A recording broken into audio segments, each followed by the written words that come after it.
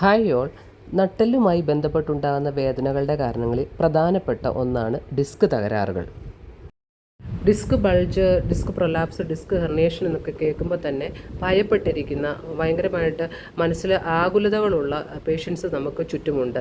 എന്നാൽ നമ്മൾ ഇതിൻ്റെ സ്റ്റാറ്റിസ്റ്റിക്സും ഇതിൻ്റെ ട്രീറ്റ്മെൻറ്റ്, എവിഡൻസ് ബേസ്ഡ് ട്രീറ്റ്മെൻറ്റും ഒക്കെ നോക്കുകയാണെങ്കിൽ നമുക്ക് വളരെ ആശ്വാസം പകരുന്ന പഠനങ്ങളും സ്റ്റാറ്റിസ്റ്റിക്സും ഒക്കെയാണ് നിലവിലുള്ളത്.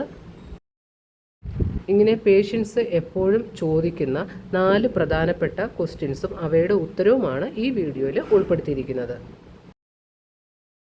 ഈ ക്വസ്റ്റ്യൻസിനൊന്നും നമുക്കങ്ങനെ ഒറ്റ വാക്കിൽ ഉത്തരം പറയാൻ പറ്റത്തില്ല.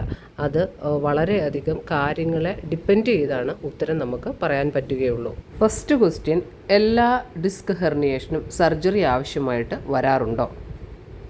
സ്റ്റാറ്റിസ്റ്റിക്സ് അനുസരിച്ച് എല്ലാ ഡിസ്ക് പ്രൊലാപ്സിനും സർജറി വേണ്ടി വരാറില്ല. അതിൻ്റെ